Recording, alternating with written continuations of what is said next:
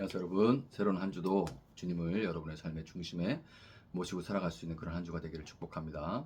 오늘 본문은 역대하 13장입니다. 여로보암 왕 18년에 아비야가 유다의 왕이 되었다. 그는 예루살렘에서 세 해 동안 다스렸다. 그의 어머니는 기브아 사람 우리엘의 딸 미가야이다. 아비야와 여로보암 사이에 전쟁이 벌어졌다. 아비야는 전쟁에 용감한 군인 40만을 뽑아 싸우러 나갔고 여로보암 역시 정예 군인 80만을 뽑아서 맞섰다. 아비야가 에브라임 산간 지역에 있는 스마라임 산 위에 서서 소리쳤다. 여로보암과 온 이스라엘은 내가 하는 말을 들어라. 주 이스라엘의 하나님께서 다윗과 소금으로 파기될 수 없는 언약을 맺으시고 이스라엘을 다윗이 다스릴 나라로 영원히 그와 그의 자손에게 주신 것을 너희들이 모를 리가 없을 것이다. 그런데 다윗의 아들 솔로몬의 신하였던 느밧의 아들 여로보암이 일어나서 자기 임금에게 반역하였다. 건달과 불량배들이 여로보암 주변으로 몰려들어 솔로몬의 아들 르호보암을 대적하였다. 그때 르호보암은 아직 어리고 마음도 약하여 그들을 막아낼 힘이 없었다. 너희는 수도 많고 또 여로보암이 너희의 신이라고 만들어준 금송아지들이 너희와 함께 있다고 해서 지금 다윗의 자손이 맡아 다스리는 주님의 나라를 감히 대적하고 있다. 너희는 아론의 자손인 주님의 제사장들뿐 아니라 레위 사람들까지 내쫓고 이방 나라의 백성들이 하듯이 너희 마음대로 제사장들을 임명하지 않았느냐.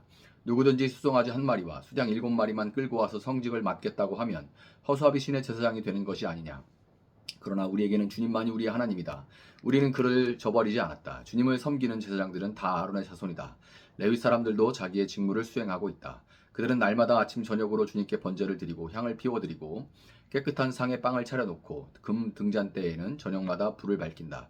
이렇게 우리는 주님께서 정하여 주신 법도를 지키고 있다. 그러나 너희는 그 법도를 저버렸다. 똑똑히 보아라. 하나님은 우리와 함께 계신다. 그가 우리의 우두머리시다. 그의 제사장들은 너희를 공격할 때에 불려고 비상나팔을 들고 서 있다. 이스라엘 자손아, 너희 주 조상의 하나님과 싸울 생각은 하지 말아라.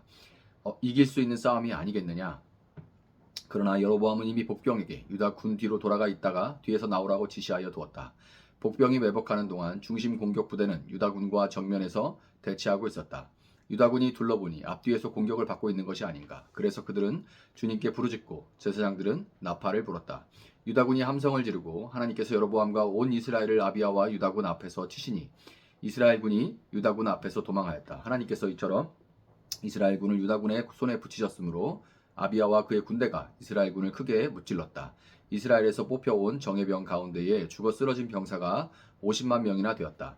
이렇게 이스라엘군이 항복하고 유다군이 이긴 것은 유다가 주 조상의 하나님을 의지하였기 때문이다.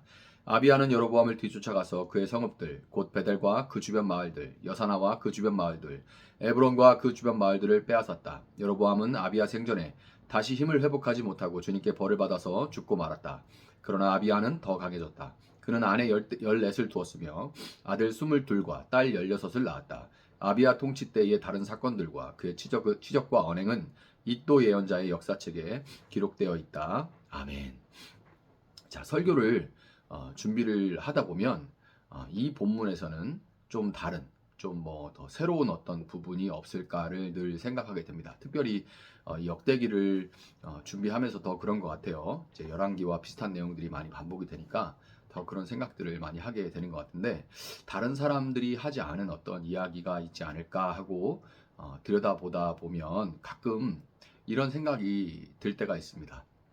왜 단순 명료한 말씀을 오히려 내가 복잡하게 하려고 하고 있지? 이런 생각이 들 때가 있습니다. 신앙이라는 것이 어찌 보면 참 단순하죠. 하나님께 순종하면 복을 받고 불순종하면 저주를 받는다는 그런 어찌 보면 굉장히 단순하다고 말할 수도 있는데요. 물론 이제 이렇게 단순한 게 신앙을 보지 않으려고 하는 데는 몇 가지 이유들이 있습니다. 이전에 소위 단순한 신앙을 강조하던 그런 세대가 있었습니다. 교회에 충성하고 주일 성수라는 말이 그때 이제 나왔죠. 주일을 아주 성스럽게 반드시 지킨다. 주일 성수. 그리고 뭐 철저한 헌금 그런 것들. 그리고 또 주의 종을 잘 섬기면 복을 받는다. 식의 이런 단순한 메시지들.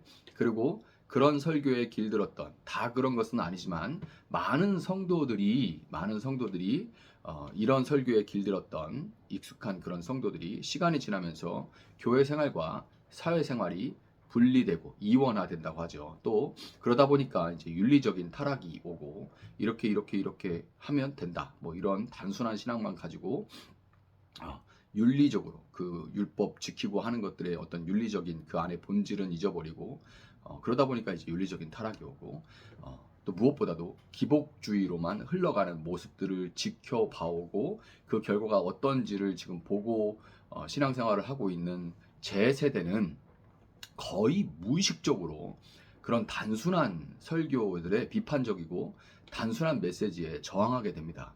그래서 제 설교를 들어보신, 특별히 주일 설교 같은 걸 들어보신 분들은 굉장히 기승전결, 뭐 서론, 본론, 결론 이렇게 아주, 그리고 쭉 들으면서 마지막으로 하나의 결론을 향해 가는 이런 식의 어떤 논리의 흐름을 굉장히 강조를 하는 면이 있어요. 그래서 그냥 첫째는 이렇게 해라, 둘째는 이렇게 해라, 셋째는 이렇게 해라, 그럼 복 받는다, 이런 설교 진짜 제가 좀 본능적으로 제가 그런 거를 싫어하는 것 같아요. 내용이 좋아도 그런 설교가 나오면 저는 이제 거부감이 드는 것이 사실입니다. 왜냐하면 제가 지금까지 말씀드린 그런 모습들을 봐오면서 이제 그런 설교에 제가 저항을 하는 것 같은데, 그럼에도 제 세대도 그런 면들이 참 많아요. 그럼에도 오늘 본문에서 역대기 기자는 두말할 나위 없이 명료하게 복과 저주의 길을 우리에게 제시하고 있다는 것을 너무 명료하게 제시하고 있으니까 부인할 수가 없습니다. 다른 얘기를 할 수가 없어요. 르호보암이 17년 동안 유다를 다스린 후에 그의 아들 아비야가 유다의 왕이 됐습니다. 동일하게 아비야의 통치를 기록하고 있는 열왕기상 15장은 그가 하나님 앞에서 온전하지 못했다 이렇게 부정적으로 기록하고 있고, 그럼에도 불구하고 하나님은 다윗과 맺은 언약에 신실하셨다라는 그 하나님의 신실하심을 부각시켜요. 아비야는 온전치 못했고요. 그런데 북왕국과의 전쟁 역시 그저 아비야의 평생에 여로보암과의 전쟁이 있었다라고만 열왕기에는 기록을 하고 있습니다. 아주 단순하게 그냥 냉랭하게 기록을 하고 있어요. 인간 왕의 불성실과 참된 왕이신 하나님의 성실함을 대조하는 열왕기의 특징입니다. 그렇지만 역대기 기자는 아비야가 온전치 못했음에도 불구하고 하나님의 언약을 붙들었다라는 사실을 강조하고 있습니다. 온전치 못했다, 그러나 하나님은 성실하다를 열왕기는 강조하고 있다면, 이 역대기에서는 온전치 못하나 그러나 하나님의 언약을 붙들었다 하는 딱 99개 잘못하지만 하나를 붙들었다라는 것을 강조하고 있어요. 같은 이야기를 하나님 주권을 중심으로 기록한 열왕기에 비해서 인간의 순종, 불순종이라는 인간의 행위 측면에서 역대기는 지금 기록을 하고 있는 거죠. 이렇게 이런 측면이 선명하게 드러난 것이 4절부터 12절에 기록된 이 아비야의 연설입니다. 열왕기에는 없어요. 이 아비야의 연설을 역대기 기자만 기록을 해놨습니다. 여로보암과 전쟁이 시작됐을 때 아비야는 에브라임 산중 스마라임 산 위에 서서 여로보암과 이스라엘 무리들을 향해서 크게 소리를 지릅니다. 그래서 연설을 막 하죠.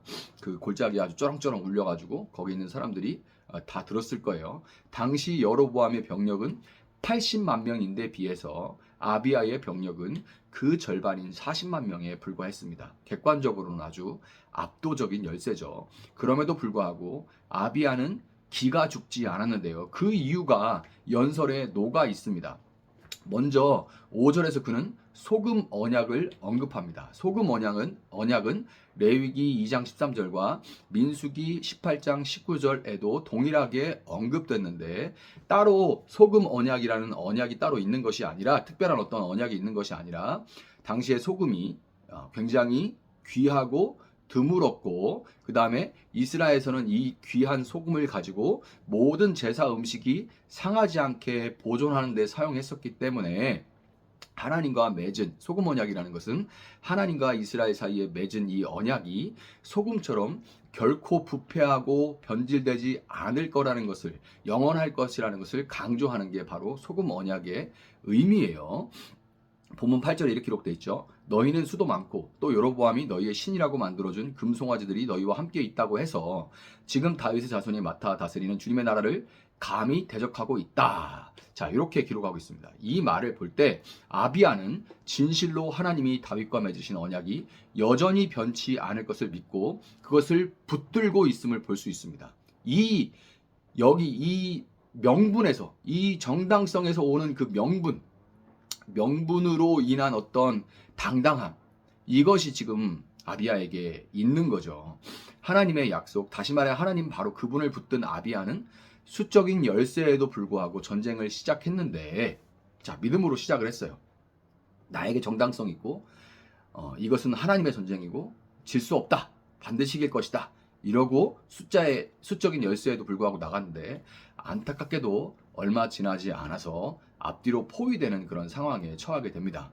병력이 2배나 많은 여로보암 입장에서 아비야를 정면에서 본진이 상대하는 동안 이제 측면으로 뒤로 돌아가지고 절반의 병력이 뒤에서 치는 것, 배후에서 공격하는 것은 병법의 기본 중에 기본이죠. 너무나 당연한 겁니다. 이렇게 앞뒤로 우겨싸움을 당하게 된 거예요. 말 그대로 진짜 진퇴양난의 처지에 빠진 아비야는 유다 사람들과 함께 소리를 지르는데, 이거는 단순히 비명 소리를 질렀다 그런 말이 아니라, 그때 제사장들이 나팔을 불었다는 것을 볼 때 비명 소리가 아니에요. 나팔을 분다는 것은 이것이 여호와 하나님의 전쟁입니다. 하나님 깨십시오. 하나님 우리를 위해 싸우십시오라고 간절히 소리를 높였다라는 거죠. 그러니까 이 위기의 상황에 하나님 하나님 하고 우리를 위해 싸워주십시오. 여호와여 일어나소서 하고 소리를 높여 기도했다는 말이에요. 소리를 지르는 통성기도가 여기서 오는 거죠.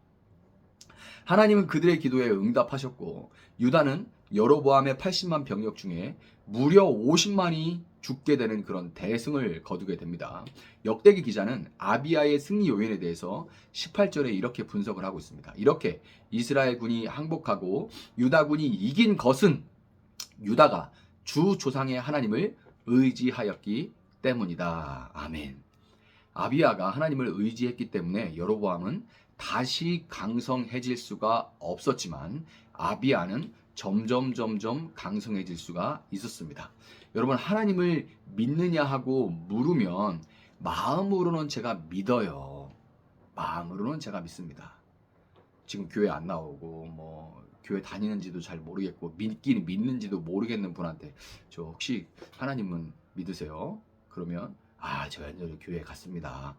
예전에 제가 청년회장도 했었고요. 예전에 제가 집사였어요.